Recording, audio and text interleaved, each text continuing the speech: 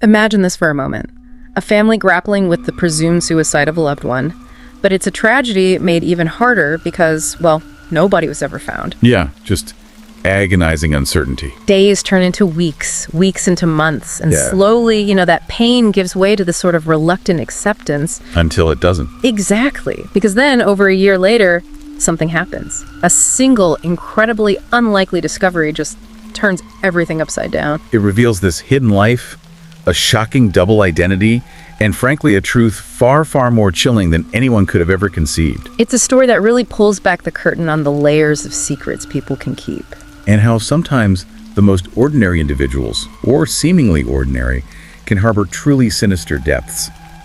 It's a stark reminder, really, that appearances can be profoundly deceiving. Today, we're undertaking a deep dive into the perplexing and ultimately tragic case of Elaine O'Hara. She was an Irish woman whose vanishing in 2012 initially baffled authorities and, of course, her own family. What followed was just this series of unforeseen events, moments of almost sheer chance, that would ultimately unravel the horrifying reality of her fate and the deeply disturbing secrets she kept. So our mission here is to piece together Elaine's complex life, the puzzling circumstances surrounding her disappearance, and the meticulous investigation that led to an unexpected and frankly chilling conclusion. We'll explore not just the sort of chronological facts, but the hidden facets of her life, the crucial evidence unearthed from what seems like random chance. Yeah, pure chance almost. And how a seemingly ordinary individual found herself tragically entangled in the secret, sinister world. As we piece together this deep dive, you'll see how seemingly disparate details converge to reveal a shocking truth. It transformed a tragic missing persons report into a chilling psychological study of deception and ultimately control. Let's start with Elaine O'Hara's background, because understanding her life, I think, really sets the stage for the tragedy that unfolded. She was born in Ireland in 1976. The eldest of 4 kids. Right. Grew up in a loving, middle-class family, apparently incredibly close to her parents, Frank and Irene. But, from a young age, she faced some immense challenges. That's right. She was diagnosed with dyslexia, which meant she really struggled academically. Reading, spelling, writing, it was all difficult for her. That must have impacted her confidence. Hugely. It often led to low self-confidence and sadly made her a target for bullying at school. And then these early difficulties were just tragically compounded when she was 15. What happened then? Her close friend died in a car accident, a really traumatic event that seemed to trigger the onset of severe depression and anxiety. And unfortunately, these issues plagued her throughout her life. Leading to self-harm, hospitalizations. Yes, sadly. Frequent hospitalizations for suicide attempts starting from her teenage years. And beyond these mental health struggles, Elaine also battled physical ailments, didn't she? She did. She had both diabetes and asthma, and these conditions were often poorly controlled, partly due to her diet and, well, she was a heavy smoker. And the diagnoses kept coming. Clinical depression, borderline personality disorder. Which can make social interactions particularly difficult, adding another layer of challenge for her. But what's interesting here, despite all these profound difficulties, there were moments of real light for Elaine, weren't there? Absolutely. She had a genuine passion, a real gift for working with children. And in 2001, she actually achieved a significant dream. She became a teaching assistant at the primary school where her own mother worked. Oh, wow. That must have meant so much. It did. She found real happiness in that role, apparently. And she was even pursuing courses to become a full teacher. Things were looking up, in a way. But sadly, this period of hope was shattered. In 2002, Elaine was just 26. Her mother, Irene, died of cancer. Yeah, that loss just devastated Elaine. It intensified her depression significantly. And then, 5 years later, in 2007, another blow. What was that? Her long-standing psychiatrist, who had treated her since she was 16, someone who'd been a constant source of support, he also passed away. Oh no, so she lost those 2 key anchors in her life relatively close together. Exactly. You can only imagine how isolated and adrift she must have felt after that. Yet throughout it all, her father, Frank O'Hara, he remained an unwavering pillar of support for her. Right. Absolutely steadfast. He provided constant encouragement, care, financial help for her apartment, her medical treatments, those teaching courses. They apparently spoke daily, and he visited her frequently even after she moved out. Their bond sounds incredibly strong. It really was. Which, of course, makes what happened next even more heartbreaking. So let's move to August 2012. Elaine had experienced another severe suicidal crisis, which led to a 3-week hospitalization. But she was showing signs of improvement, apparently. And she was discharged on August 22nd. And she was actually looking forward to something. Yeah, she was quite excited, reportedly. She was due to volunteer and act as a guide at a sailing festival in Dublin the very next day, something she'd really been anticipating. Okay, so her father picked her up from the hospital. He did. And they made a poignant stop together, visiting her mother's grave. After that, Elaine returned to her apartment, presumably, to get ready for the festival, maybe hopeful for a fresh start. So the morning of August 23rd, 2012 arrives. Sheila, Frank's partner, goes to Elaine's apartment to take her to the festival. Yeah, she rings the doorbell, knocks persistently. Nothing. No answer. Which was unusual. Highly unusual. Elaine had been really keen not to miss this event, so Sheila calls Frank, Elaine's father. He can't reach Elaine by phone either. His alarm must have been growing. Definitely. He uses a spare key to get into her apartment. And what he finds, or rather doesn't find, is immediately worrying. What was missing? Or there? Well, it was puzzling. Elaine's iPhone and her wallet were still there, right inside the apartment. But her car was gone. Okay, so she didn't just wander off. Doesn't seem like it. And calls to the festival confirmed she hadn't checked in for her volunteer shift either. The immediate thought was just, where could she possibly be? After 2 days of no contact, Frank's concern, naturally, it escalates even further. Understandably. He checks the hospital where Elaine was usually admitted if she had a crisis. But there's no trace of her or her car there. So where did he look next? His intuition, his gut feeling, led him to Shanganagh Cemetery, the very place where Elaine's mother was buried. The place they had visited just 2 days before. Exactly. And sure enough, Elaine's car was parked there. But Elaine herself, nowhere to be found. And inside the car? He found cigarettes, a lighter, and, strangely, a phone charger. But it wasn't compatible with Elaine's iPhone. The iPhone that was still back at her apartment? Precisely. A small, weird detail at the time, but one that would become critically important much later. So on August 25th, Frank and Sheila officially report Elaine missing to the police. Yep, and CCTV footage from her apartment building provides a critical clue. It shows Elaine leaving at 5 p.m. on August 22nd, the day she was discharged. What was she wearing? A blue hoodie and navy sweatpants. But the pivotal thing the CCTV revealed was that she was carrying another phone, not her iPhone. Ah, okay. This was after she'd returned from visiting her mother's grave with her dad. Correct. So police immediately searched the cemetery area near where the car was found. And they found a jogger, a man named Connor. And he'd seen her. He confirmed seeing Elaine that evening. Yeah. She actually asked him for directions to cross a nearby river bridge.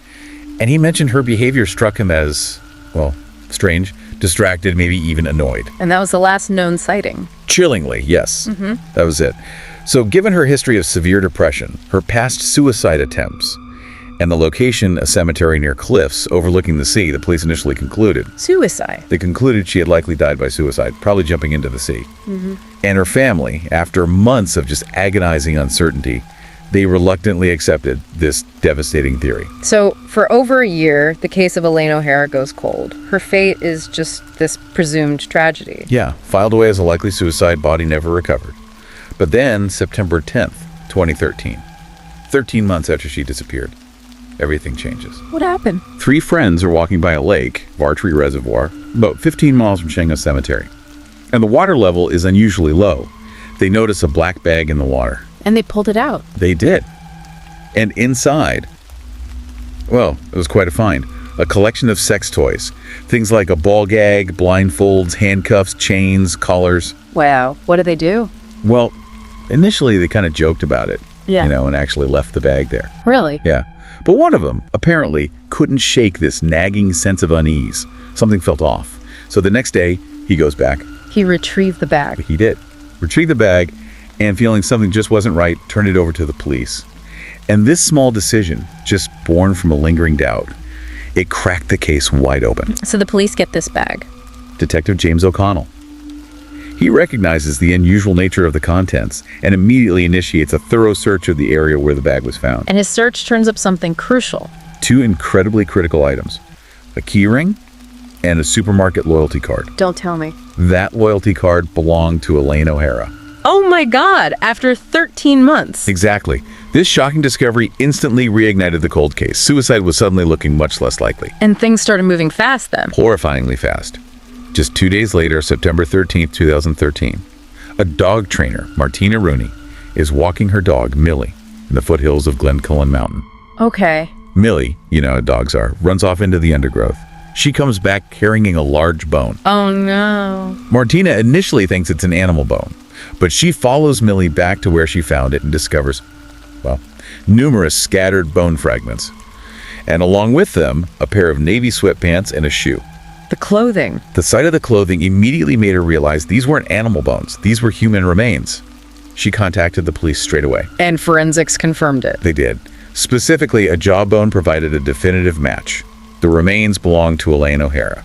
So that completely rules out the suicide theory, jumping into the sea. Absolutely. If she jumped into the sea, her body wouldn't be found partially buried in a forest miles away. This was now, unequivocally, a murder investigation. The shockwaves that must have sent through the community, her family. Unimaginable. And it just highlights this crucial insight, doesn't it? Sometimes the most mundane, almost accidental discoveries, low water levels, a dog finding a bone, are the very keys that unlock a deeper hidden truth. So with the case now confirmed as a murder, the police focus must have shifted dramatically. Completely. They intensified their search of the lake, Fartree Reservoir, where that black bag had been found. Divers were brought in. And they found more. They did. Additional crucial items. A backpack, a pair of glasses, some pajamas, more sex toys, and most importantly, 2 Nokia phones. Nokia phones, like the one she was seen carrying on CCTV. Exactly like the one she was seen carrying the day she vanished. Not her iPhone. These were burner phones, essentially. And could they get data off them after over a year underwater? Amazingly, yes. Technicians managed to recover data from both Nokia phones, and what they found was chilling. What was on them? Thousands of text messages, exchanged over several years between 2 distinct users, identified only as Master Mstriar and Slave SL. Eros and Slave, okay. And the content of these messages, particularly from the Master account, was deeply, deeply disturbing. How so? They revealed extreme, violent sexual fantasies, including desires to stab, rape, and murder women. The messages contained terrifying phrases like, I want to stab people when I'm horny. God. When I see blood, I get horny, and things like, I'm a sadist. I like to see people in pain. You have to help me make you suffer. Help me make my fantasies real. Stab, stab, stab, rape, kill. This is horrifying. Absolutely horrifying. The nature of these messages, combined with the sex toys found in the bag and later in the lake, led police to believe Elaine was involved in a BDSM relationship. As the submissive, the slave? Likely, yes. And this revelation came as a complete shock to Elaine's family and friends. They had absolutely no idea about this hidden aspect of her life.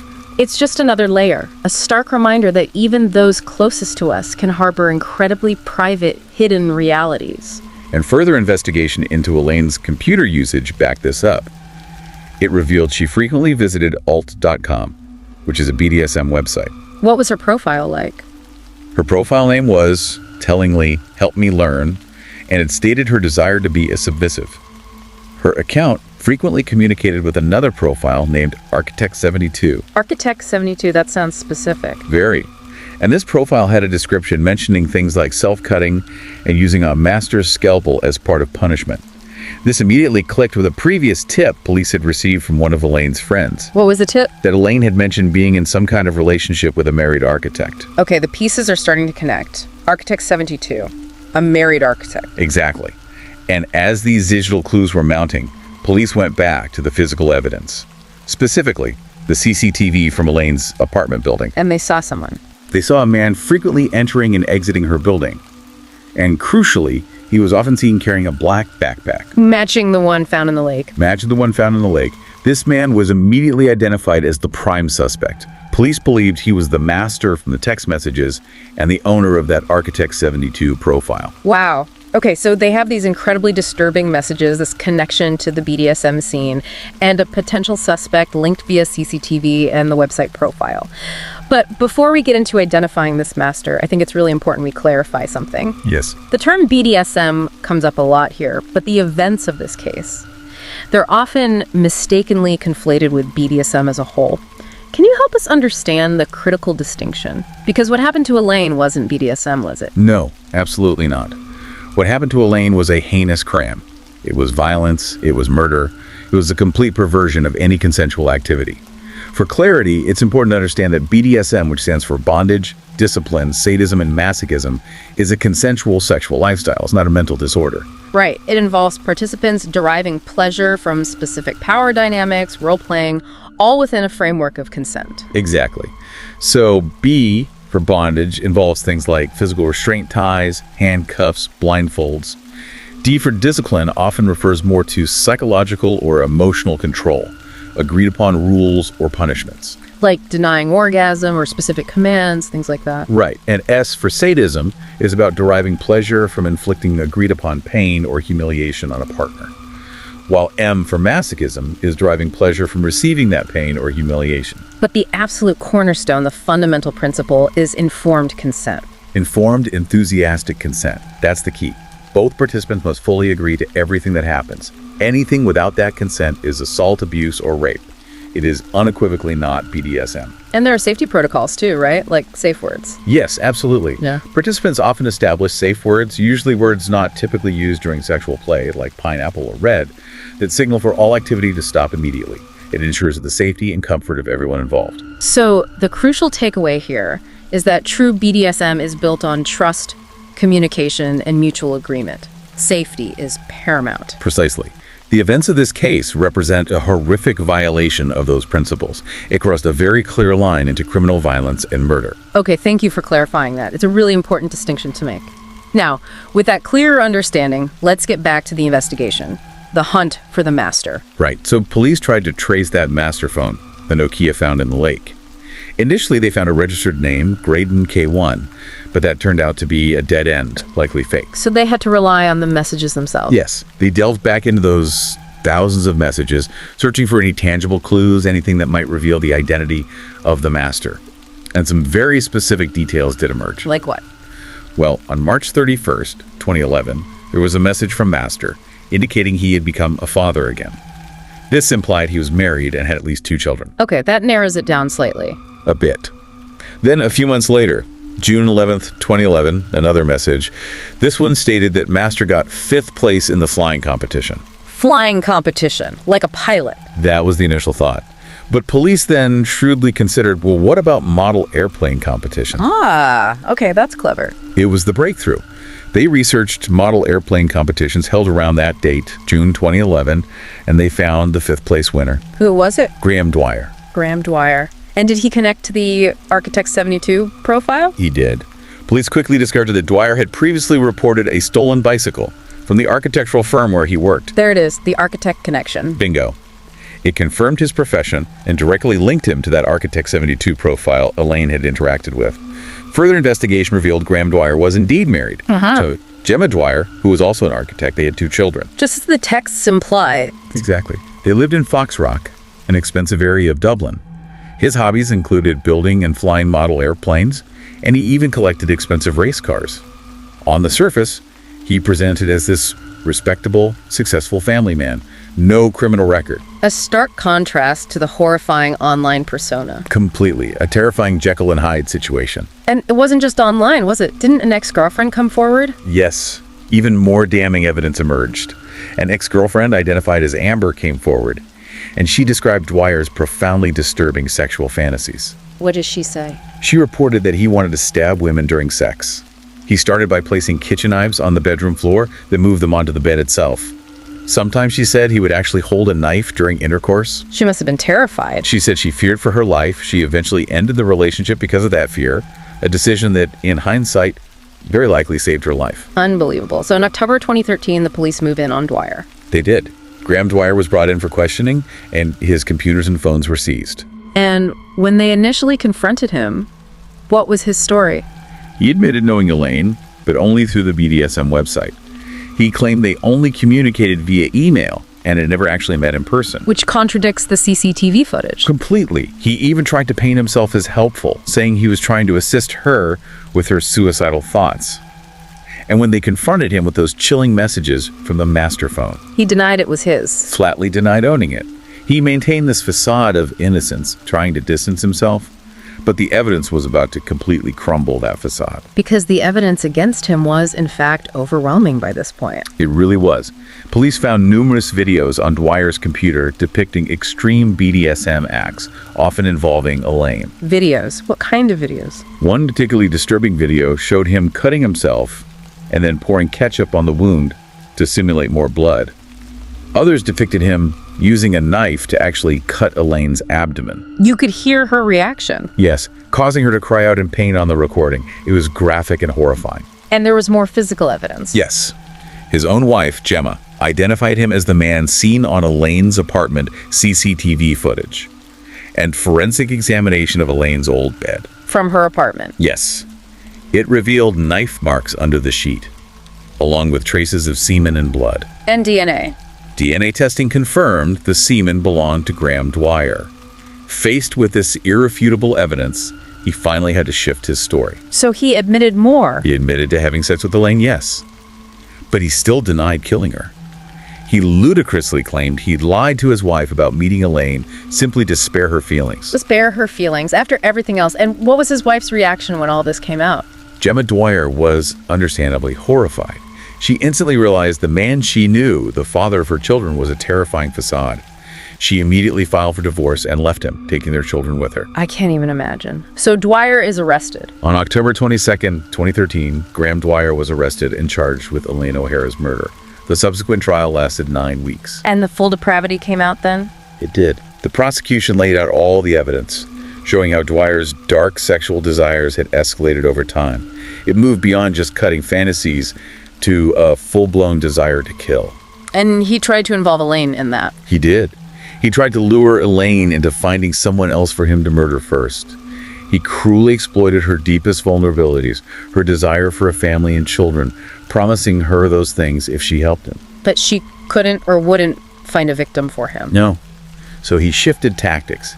He began to persuade her to become his victim. Ow. He preyed on her severe depression, her history of suicide attempts. He chillingly told her things like, "You were going to kill yourself anyway, let me do it." Just weaponizing her vulnerability against her. The messages must have shown her state of mind near the end. They did. Messages from Elaine showed her increasing fear, her reluctance. On August 22nd, 2012, the day she was discharged from the hospital, she messaged Dwyer. She told him she was scared of him, scared of his control over her. And his reply? His reply was chillingly simple. "Don't fear death." She pleaded with him to stop talking about killing her, but he just responded by promising severe punishment if she didn't comply. So he gave her instructions for that day. He did. Dwyer instructed Elaine to leave her iPhone at home, which she did, to drive to Shanganah Cemetery at 5:30 p.m., and to follow directions he would send to her Nokia phone, the burner phone. And it was during that journey to meet him that she got lost. Exactly. That's when she encountered Connor, the jogger, and asked for directions, appearing strange and distracted. And then she met Dwyer. And upon meeting, Dwyer fulfilled his horrific fantasy. He stabbed Elaine multiple times, likely during a sexual encounter. He then buried her body in that shallow grave on Glencullen Mountain. And disposed of the evidence. Meticulously disposed of the phones, the backpack, the other items in Vartree Reservoir. And then he just returned to his family, his respectable life, as if nothing had happened. The coldness is staggering. And the entire case really hinged on such unlikely chances. Incredible strokes of luck, or perhaps fate. The lake's water level dropping just enough to reveal that black bag. Millie the dog finding those bone fragments months later without those almost miraculous discoveries. Elaine's death would almost certainly have remained classified as a suicide. Dwyer might have gotten away with it. It's highly likely, but he didn't. Graham Dwyer was found guilty of murder and sentenced to life imprisonment. He's widely considered one of Ireland's most cold-blooded killers. A predator who truly preyed on a vulnerable woman's trust, her desperation for connection. Absolutely. And it's important to remember, Elaine, despite her immense struggles, truly wanted to live. She had hopes, dreams, like becoming a teacher. That makes her tragic and brutal and even more poignant. The case of Elaine O'Hara is just such a stark reminder that appearances can be so incredibly deceiving, that behind a seemingly normal, even successful life can lurk terrifying secrets. It really highlights the profound vulnerability of those struggling with mental health issues, doesn't it? And the chilling way a predator can identify and exploit those weaknesses. And as we discussed, this deep dive also serves as that crucial distinction. BDSM is a consensual practice. What happened to Elaine O'Hara was not BDSM. Absolutely not. It was a calculated act of violence and murder, a brutal betrayal of consent, of trust, of basic human dignity. So as you reflect on Elaine's story, maybe consider how many layers of truth can exist in any given life. What faces do people present to the world? And what hidden realities might lie just beneath the surface, waiting, perhaps, for an unexpected moment to be revealed? Thank you for joining us on this, chilling journey through a very dark case. We hope you found this deep dive into the case both informative and thought-provoking. If you want to explore more stories like this, please do be sure to like, share, and subscribe to Horror Docs. We really appreciate your support. We'll see you next time.